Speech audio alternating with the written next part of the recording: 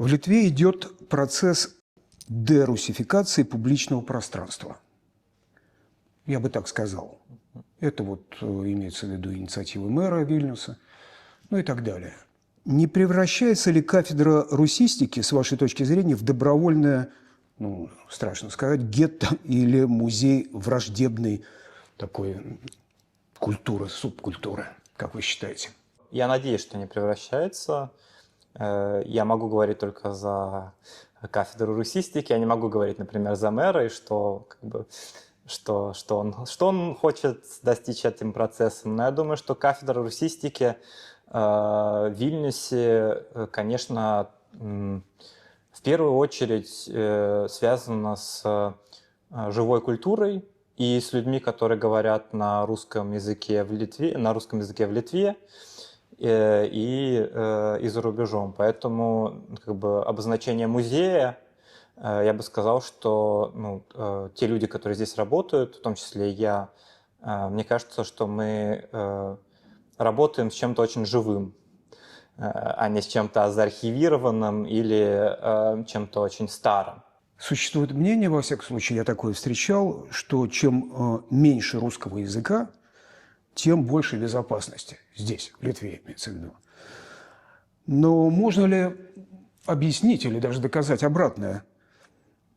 Знание русского языка сегодня, как вы считаете, это инструмент обороны или такой канал мягкой силы агрессора с Востока? Что такое сейчас знание русского языка?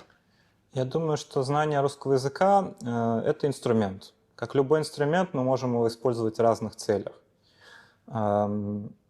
То я надеюсь, что люди, которые знают русский язык, они достаточно адекватны и вполне могут отличать контекст, в котором этот язык используется.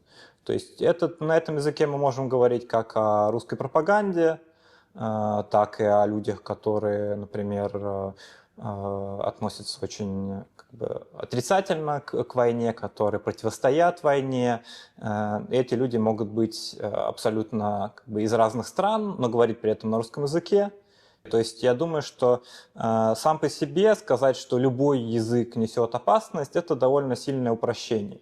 Действительно, есть какие-то элементы, связанные с русским языком, которые несут опасность, но то же самое можно сказать практически о любом языке. Я встречал такое утверждение, что сам по себе язык – это совершенно бесконфликтное явление. Но вы сказали сейчас, что русский язык может нести или несет элементы опасности. В чем они? Что вы имели в виду? Есть история, история применения языка. К сожалению, то государство, которое сейчас существует в России, оно отчасти этот язык присвоило себе. Отчасти оно использует, то есть не отчасти, а в принципе оно говорит на этом языке для того, чтобы доносить до людей свою повестку. Я не думаю, что это только единственное возможное использование этого русского языка. С другой стороны, я думаю, что зная контекст и зная какие-то общие вещи, которые свойственны этому языку, можно вполне безопасно им пользоваться. То есть я думаю, что большинство людей, которые говорят на русском языке в Литве, в принципе, опасности не представляют. Это мое мнение. Будьте добры, если сможете, попробуйте, пожалуйста, объединить или, наоборот, разъединить, противопоставить доктрину русского мира и культуру на русском языке, и русский язык как таковые или как академические дисциплины здесь, в Вильнюсе. Я думаю, что доктрина русского мира достаточно искусственный термин. Он, в принципе, не думаю, что он свойственен, скажем, русской культуре в целом. Я думаю, что он создан для конкретной ситуации. То есть я думаю, что русская культура в целом, она, значит, опять-таки, как и язык, она несет в себе очень много вещей. В зависимости от того, как вы ее будете читать, вы это и прочтете. Можно прочитать, что, значит, можно прочитать значит, русский мир как, ну, русскую культуру как вот эту, как доктрину русского мира, что вообще вся культура концентрируется вокруг, например, России, как главного центра, где говорят на русском языке. А можно думать о как бы, русской культуре как о очень разном явлении, при этом разном в разных странах. То есть мы можем сказать, грубо говоря, о культуре русского языка в Литве, мы можем говорить о культуре русского языка в Беларуси, мы можем говорить о культуре русского языка ну, в какой-то степени, может быть, даже в Украине. Скажите, пожалуйста, зачем литовскому студенту в 26-м году, в этом году, вот когда мы разговариваем, выбирать славистику, но прежде всего русистику, если рынок труда ориентирован все-таки на Запад, отсюда от нас, из Литвы, на Запад, в Европу, где нужны эти знания, кроме спецслужб или разведки, в мирной, собственно, в цивильной жизни? Я думаю, что, ну вот, хотя мы уже говорили, что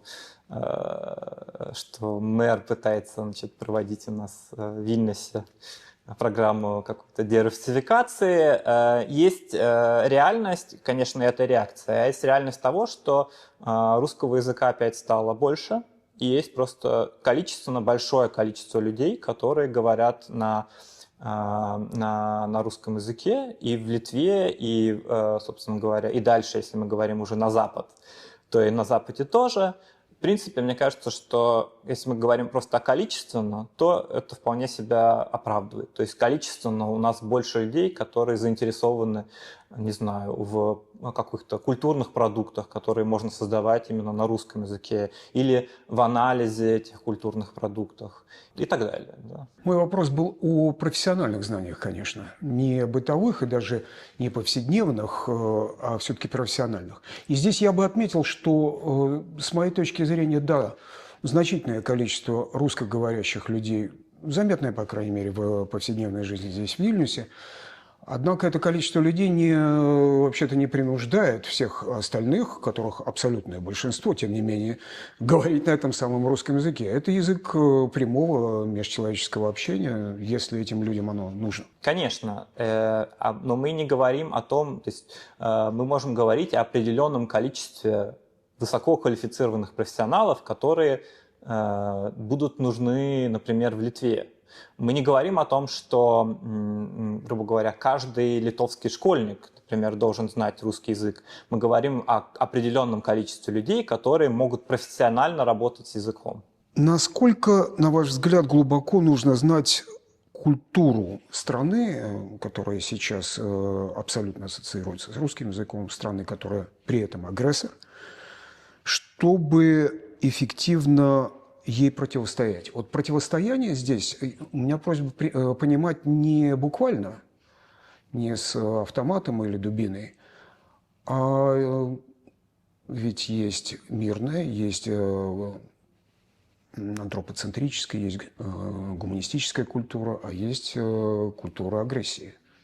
Ну, тогда это уже, наверное, не культура. Я думаю, что как навык это очень полезный навык, потому что идеи, которые, ну, если мы говорим о вот этой стороне русской культуры, да, которая как бы генерирует какие-то опасности, то очень часто эти идеи проникают в повседневную жизнь. Например, мы можем услышать эти идеи в речах каких-нибудь политиков-популистов.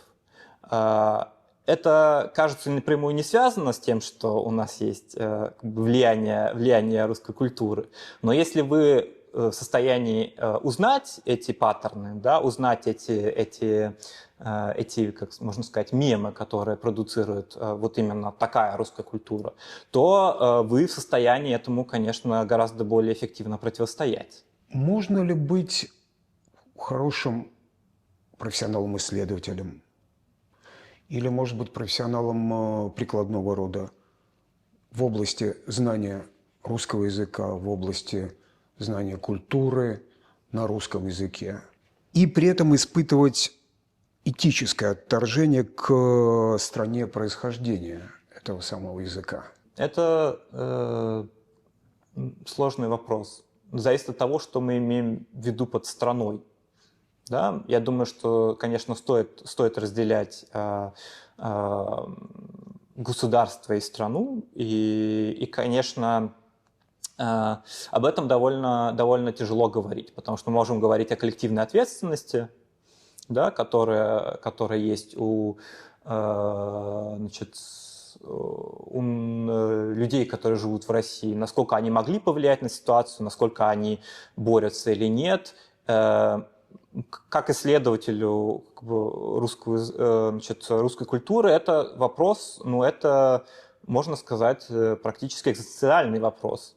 Насколько мы можем отделить действия, да, агрессивную войну, военные преступления от самой культуры. Я думаю, что можно. Но я думаю, что это всегда будет очень сложный вопрос, и это всегда нужно говорить о конкретных случаях и конкретных людях, больше, чем, в принципе, в целом о стране. Под людьми вы, если я правильно понимаю, имеете в виду авторов и творцов? Конечно, да. То есть тех, кто создал какое-либо произведение, да, где есть выражения, идеи и тому подобное на русском языке. Да. Сейчас хотелось бы поговорить об актуализации программы кафедры. Сократилось ли изучение такого классического, а раз классического, то тут же кто-то может вспомнить имперского такого канона, Пушкин, Достоевский, Шолохов, может быть, в пользу, во-первых, конечно, региональной, нашей литовской и вокруг специфики, и в пользу, может быть, текстов оппозиционной миграции разного времени, и в пользу современных авторов, живущих на Западе, вне России, то есть живущих, в общем, уже давно и ведь творящих много. Книжные ярмарки, издательские ярмарки того, что выходит на русском языке, прошли уже аж 4. 2 в Праге, 2 в Берлине и дальше по нарастающей. По-моему, уже год или 2 года в Вильнюсском университете, в принципе, существует система индивидуальных курсов. То есть, может быть, программа, то есть на нашей кафедре есть база, и эта база, конечно, включает и классическую литературу, да, как вы сказали, там обсуждаются имперские аспекты этой литературы. Но у нас есть также индивидуальные курсы, и вот в рамках индивидуальных курсов мы специфически можем рассматривать вещи, которые, скажем, не входят в канон классической русской литературы. Я думаю, что я сам занимаюсь современной русской литературой. У меня сложилось ощущение, что сейчас практически невозможно написать книжку, которая была бы насколько-то популярна в России, и при этом не привлечь к себе внимание государства, и при этом не подвергнуться репрессиям. Примеров таких очень много. Это уже и авторы, как, например, не знаю, какой-нибудь Акунин и Сорокин, которые довольно, уже известные. Это и авторы литературы для молодежи. Например, можно вспомнить такую книгу, как «Лето в пионерском галстуке». Поэтому, в принципе, исследование современной литературы, оно, опять-таки, не может быть оторвано от политической составляющей. Авторы, которые пишут тексты, очень часто подвергаются репрессиям не потому, что они высказываются, например, вне этих текстов о политической позиции, хотя некоторые из них высказываются, но просто по факту того, что, к сожалению, современное русское государство сужает это пространство свободы, и в данный момент уже практически невозможно писать насколько-то успешные или, там, скажем, коммерческие, но даже и художественные тексты и не подвергнуться репрессиям. Я бы сказал, что так. Мы на нашей кафедре значит, эти тексты читаем, эти тексты изучаем и в рамках бакалавра, и в рамках магистратуры.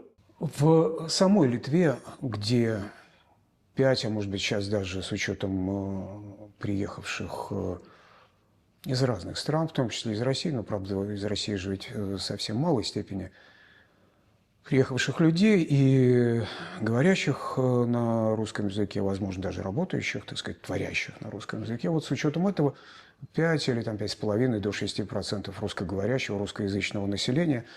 На ваш взгляд, здесь есть, ну, прежде всего, конечно, литературные, так сказать, произведения, литературные творцы, которые обращают ваше внимание, которые рассматриваются здесь на кафедре и которые, может быть, обсуждаются с студентами? Да, я думаю, что в первую очередь можно сказать о Максе Фрае, как об авторе, который создал, в том числе продолжает традицию вильнюсского текста.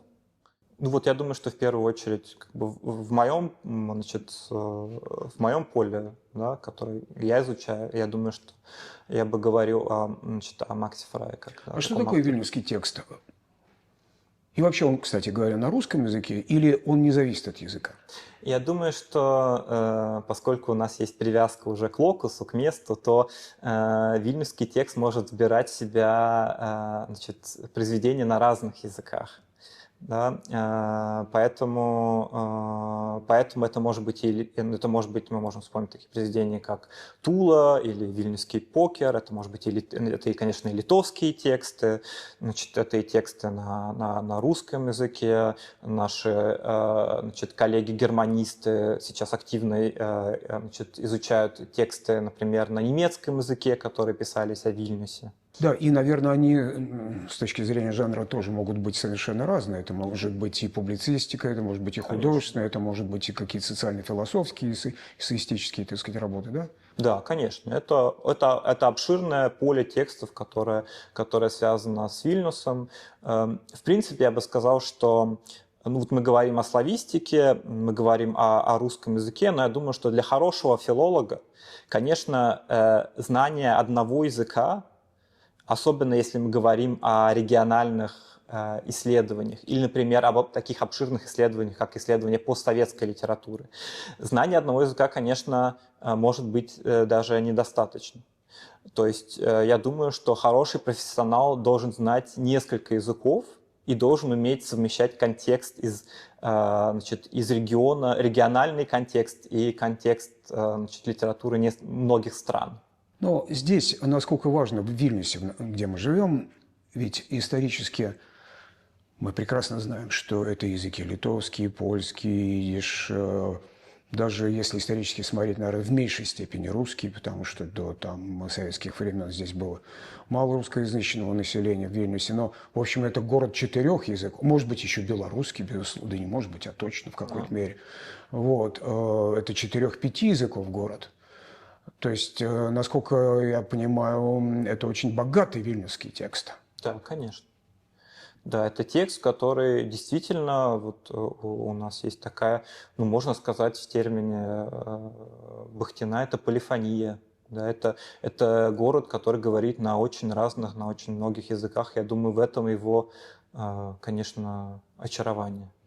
А в чем, на ваш взгляд, разница, различие в образе мышления на русском языке, здесь вильнюсского мышления на русском языке, и в образе вильнюсского мышления на литовском языке?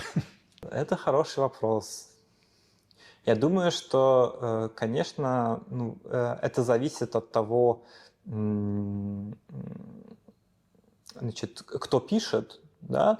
Вильнюс, например, если мы вспомним сказки сказки Старого Вильнюса, да, Макса Фрая, это, конечно, немножко такой, ну, все-таки можем сказать, что взгляд извне. Да? Вильнюс представляется нам сказочным городом, городом, который меняется и меняется в зависимости от того, видишь ли ты его вот какую-то практически магическую сторону. А с другой стороны, Вильнюс, например, в литовских текстах может описываться как практически такое что-то живое, как Василиск, например, в вильнюсском покере, практически что-то живое и что-то довольно, на самом деле, довольно страшное. Сложно сейчас, живя в Вильнюсе, представить себе, что чувствовал автор, когда он писал этот текст в конце 80-х. Да, но это тоже очень интересно, насколько текст меняется, насколько он зависит от не только языка, но еще, конечно, и времени, когда он написан. Вопрос немного в сторону, но рядом. Скажите, пожалуйста, Вильнюс как город существует отдельно от людей? Люди сами по себе, а город сам по себе. Причем как вполне одушевленное существо. Это хороший вопрос. Я думаю, что мне, живя в этом городе, мне очень сложно отделить город от людей. Мне кажется, что все-таки вот дух места делают, конечно, люди, даже если люди временные, а город гораздо более долговечен. Но все равно мне кажется, что те люди, которые живут в городе, они, конечно, и создают этот город, и это видно потому, как Вильнюс меняется. Да, он меняется не просто потому, что строятся новые здания, или меняется не просто архитектурно, он меняется еще потому, что меняются люди, которые в нем живут. Скажите, пожалуйста, вот источники, которые изучаются здесь, в профиле русистики, насколько они меняются, их состав, их список? Что-то вычеркнуто может быть, какие-то произведения, авторы. Почему, если так? Конечно, вот когда мы говорим, например, о литературе, это очень зависит от самого исследователя, от человека, который ведет в курс. Какая его личная позиция и личное видение. Я, например, лично стараюсь не вычеркивать авторов, которые представляют для меня интерес, но, конечно, есть авторы, с которым я лично, которым по-человечески я бы чувствовал отвращение. Мы говорим, например, о авторах, которые придерживаются, например, довольно радикальных националистических взглядов, которые можно назвать русскими националистами. При этом я считаю, что их тексты интересно читать именно потому, что это важно для того, чтобы понять суть того, что происходит в России. Если огрублять, то, конечно, я бы никому, наверное, я бы не советовал читать какой-нибудь «Майн кампф» Гитлера самостоятельно и без комментариев, а прочитать эту же книгу в контексте того, что мы исследуем идеологию нацизма, это, конечно, интересно. И то же самое относится и к авторам, некоторым авторам, которые пишут в России. Я считаю, что их интересно и даже, я бы сказал, неинтересно. Их важно исследовать, но при этом важно понимать, почему и каким образом работает взгляд человека, который придерживается, у которого такое мировоззрение. Например, кого вы имеете в виду? Например, можно привести таких авторов, как Проханов, как Прилепин, как Елизаров. Это интересные представители. Опять, когда я говорю интересные, это не в позитивном ключе интересные. Это интересно, как интересно смотреть на каких-нибудь очень не знаю, даже мне кажется, что это не заслуживает сравнения, опасных зверей в зоопарке. Я бы даже сказал, что даже опасные звери лучше, чем эти люди. Но как бы, я думаю, что это важно, чтобы понимать, что на самом деле имеется в виду, когда вот продуцируется вот эта идеология, например, русского мира или значит, русского национализма или, например, русского империализма, больше, если мы говорим о Проханове. Литовская школа русистики. Существует ли какой-либо специфический литовский взгляд? Ну, если он есть, то, скорее всего, здесь, вот в этой кафедре, на этой кафедре, на русскую культуру или культуру на русском языке. Каков он? И если есть, то как он изменился? Изменился ли в это время войны? Главное преимущество нашей кафедры, да, кафедры значит, славистики, то, что мы всегда можем смотреть на наш объект несколько удаленно. То есть у нас есть дистанция. Я думаю, что это важно. Я думаю, что поэтому мы можем приходить к несколько другим выводам, чем, например, коллеги, которые работали или работают изнутри.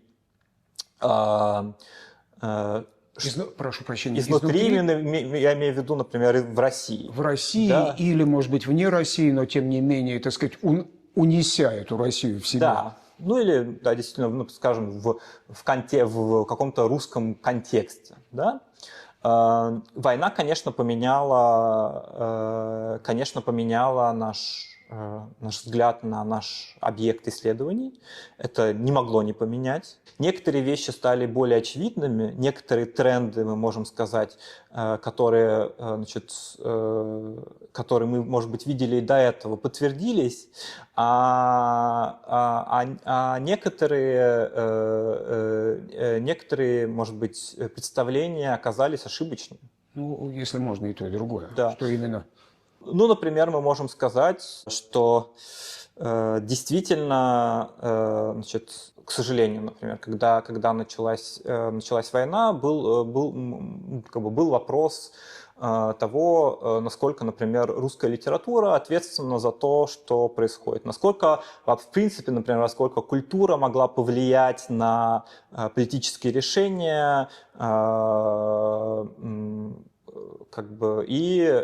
к сожалению, так же, как и, например, во время Второй мировой войны, да, если мы вспомним о нацистской Германии, к сожалению, не немецкая культура, которая достигла невероятных высот, ни русская культура, к сожалению, не остановила, значит, страну от агрессивной войны. С другой стороны, вещи, которые, например, может быть, казались аксиомами, ну, или не аксиомами, но, скажем, казались такими стереотипическими, мы думали о том, что так есть. Например, о том, на чем вообще основывается, скажем, популярная русская культура. Мы видим, как например, что происходит, например, с праздником 9 мая после войны. Да, как он, с одной стороны, деградирует, значит, как он используется, как, скорее всего, после войны он либо сильно изменится, либо, возможно, он в том виде, в котором он существует сейчас в русской культуре, перестанет просто существовать. Как изменился портрет абитуриента вашей кафедры? Вот, скажем, за последние 2-3 года, может быть. Я думаю, что стало больше разных студентов. Да? У нас есть студенты, которые, например, закончили русские школы в Литве, которые, значит, литовцы, которые прекрасно говорят по-литовски, прекрасно говорят по-русски.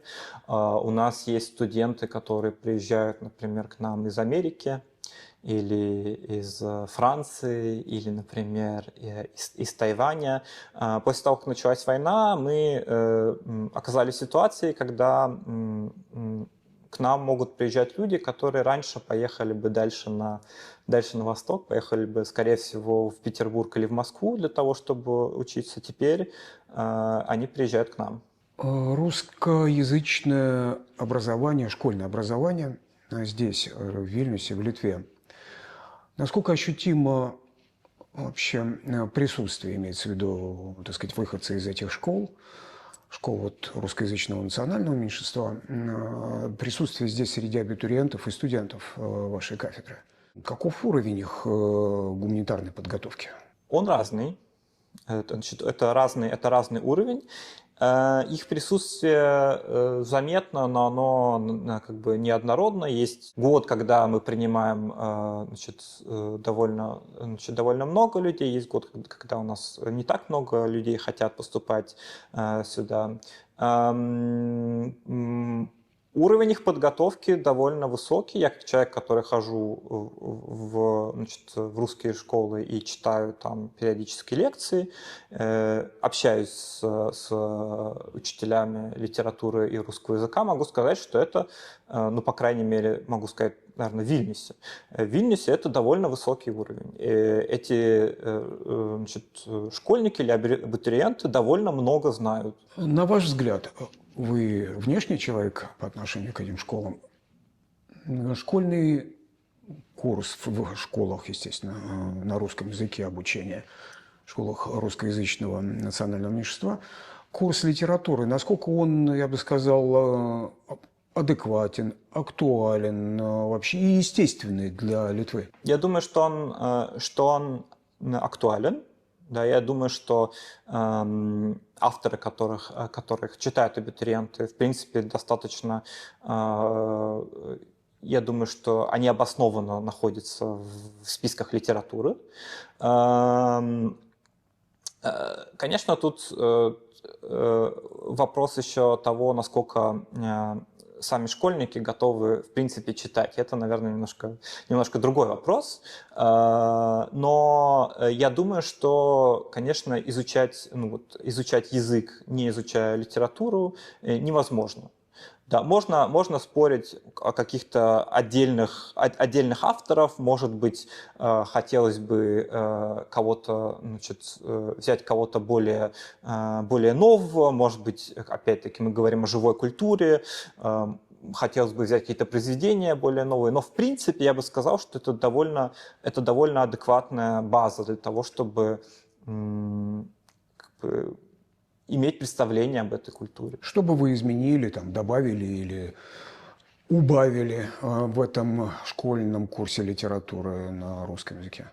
Мне кажется, что есть довольно много интересных авторов. Я думаю, что достойных того, чтобы достойных для того, чтобы их читали, а с другой стороны, возможно, тех авторов, которых школьники будут читать с большим интересом.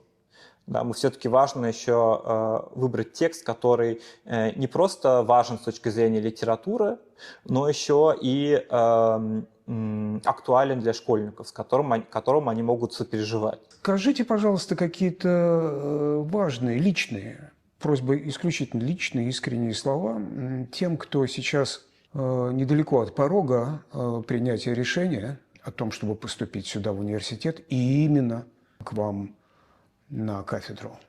Когда мы в таком возрасте, очень хочется сделать правильный выбор. Я бы надеялся, что если вы поступите на эту кафедру, то вы в первую очередь будете получать удовольствие от того, что вы делаете. Будете видеть смысл в том, чем вы занимаетесь. Без этого, мне кажется, все остальное довольно тривиально. Можно говорить о карьерных или профессиональных перспективах, но я думаю, что в современном мире настолько много возможностей применить себя, что гораздо важнее думать о своем желании, о своей мотивации и о тех вещах, которые вам приносят удовольствие и которые вам нравятся, чем о том, что вы будете делать, например, через 4 года, потому что мы живем в невероятно быстром изменяющемся мире, и невозможно сказать, о чем мы будем говорить через 4 года и какая будет ситуация.